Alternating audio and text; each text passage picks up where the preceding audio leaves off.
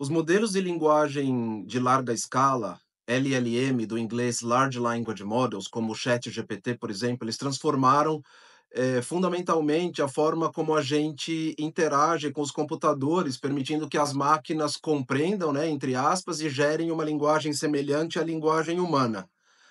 Mas como é que exatamente eles funcionam? Eu vou dar aqui uma explicação detalhada, porém acessível, sem envolver a complexidade da matemática. Os modelos de linguagem grande, eles são os programas avançados de computadores treinados para entender e gerar texto. Eles são chamados grandes porque eles são construídos com base em enormes quantidades de dados e consistem em bilhões de parâmetros, né? Basicamente pequenos pontos de decisão que permitem para esses programas realizar tarefas diversas e complexas envolvendo a linguagem. Treinar um modelo de larga escala envolve fornecer para esse modelo grandes quantidades de dados textuais, né? Bilhões de palavras de livros, artigos, websites e outras fontes escritas. Durante essa fase, né, o modelo lê extensivamente, aprendendo os padrões das estruturas linguísticas, as regras gramaticais, as frases comuns, os contextos e até nuances sutis na comunicação humana. Imagine alguém que já leu, por exemplo, milhares de livros e adquiriu uma intuição sobre como as palavras e as ideias são expressas, né, de modo geral. Um LLM, né, um Large Language Model, um modelo de linguagem de larga escala, compreende a linguagem mais ou menos como os humanos. Em vez disso, ele reconhece padrões que ele vê frequentemente, né? A frase está chovendo, seguida por palavras como guarda-chuva, molhado, jaqueta.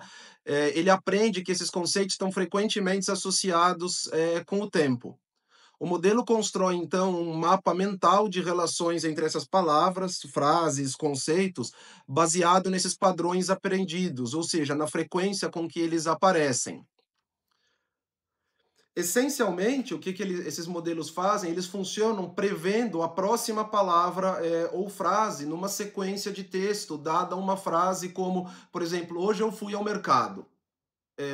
Lacuna. Aí o modelo prevê que a próxima palavra poderia ser comprar ou fazer compras, porque ele viu já essa sequência frequentemente durante o treinamento. Cada resposta gerada por um Large Language Model, não importa o quão sofisticada, é basicamente a previsão de palavras plausíveis que seguem numa determinada sequência, criando frases assim e parágrafos coerentes.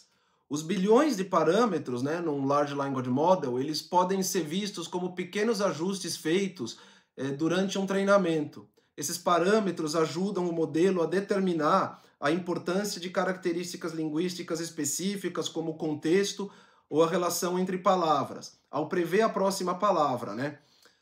Mais parâmetros geralmente significam que o modelo pode capturar padrões mais complexos, gerando resultados mais precisos. É por isso que quanto melhor o modelo, mais caro, porque ele tem que acessar um número de documentos muito maiores e isso é computacionalmente mais, demanda mais da computação. As representações, né, dessas informações são vetoriais, em formas de vetores que transformam palavras em números. Essa é a ideia básica, né? Um conceito fundamental, então, é representar as palavras em forma de vetores, ou seja, representação numéricas em um espaço multidimensional. Você imagina que cada palavra tem uma posição única num grande espaço imaginário, né, no espaço vetorial. As palavras com significados semelhantes ou contextos relacionados, elas são posicionadas próxima umas das outras. Por exemplo, gato e gatinho estão muito próximas das outras, assim como a palavra animal, animal de estimação. E nesse espaço, né, enquanto gato e avião estão distantes no espaço vetorial. E essas representações, então, permitem que os modelos identifiquem rapidamente e mensurem as relações semânticas entre as palavras que fazem parte do modelo. Uma das grandes inovações dos modelos de linguagem modernos, especialmente com os modelos com chamados transformers, né, que é a tecnologia por trás de modelos como, por exemplo, o ChatGPT, é a capacidade de entender o contexto diferente das tecnologias mais antigas. Os modelos, os LLMs modernos, eles consideram frases ou parágrafos inteiros para captar contexto e não apenas palavras individuais, né? Eu vou falar disso uma outra hora, dos chamados N-gramas. Por exemplo, a palavra banco pode significar uma instituição financeira ou a margem de um rio ou o lugar, aquele objeto onde a gente senta.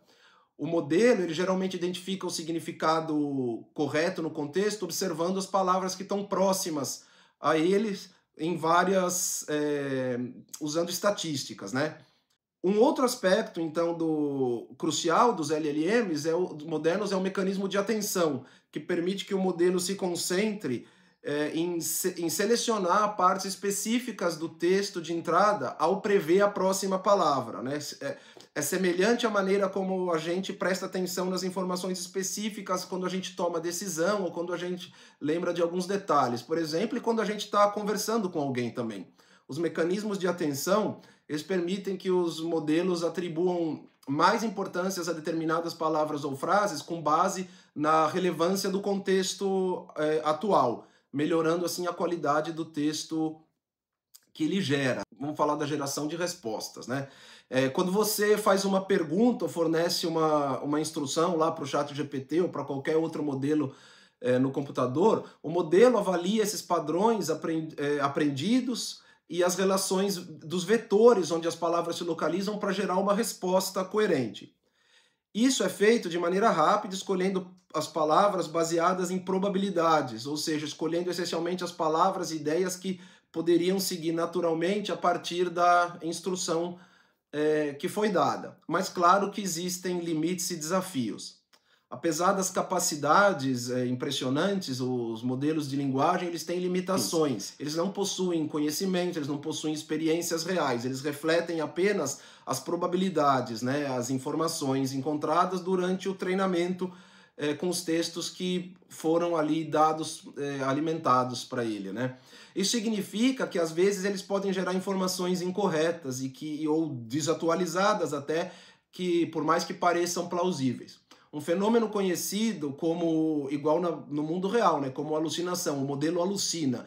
Eles também podem refletir de maneira inadvertida vieses presentes nos dados que estão ali nos textos deles, algo que os pesquisadores continuamente vão tentando resolver para melhorar, né, as respostas geradas pelo modelo. Depois do treinamento inicial, assim, geral, os modelos podem ser ajustados para executar tarefas de maneira melhor, tarefas específicas. Esse ajuste ele envolve o treinamento adicional com dados especializados, como registros médicos, documentos jurídicos, livros, roteiros de atendimento ao cliente, ajudando assim o modelo a performar melhor, né, naquilo que é a tarefa específica dele. Como eles são ferramentas assim poderosas, eles exigem uma resposta responsável.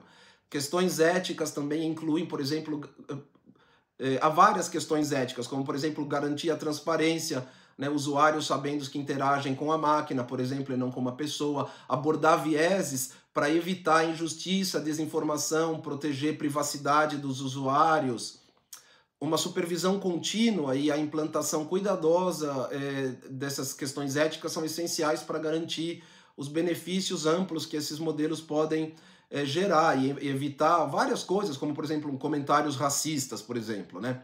Os modelos de linguagem grandes ou em larga escala, eles são máquinas sofisticadas que reconhecem padrões treinados em grande quantidade de dados.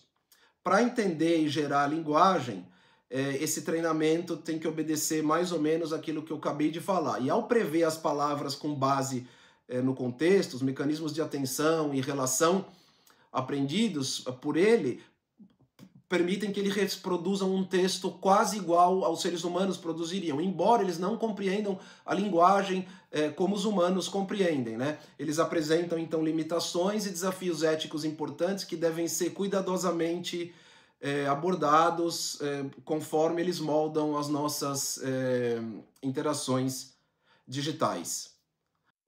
No próximo vídeo eu vou falar dos modelos de linguagem mais detalhadamente. Até a próxima.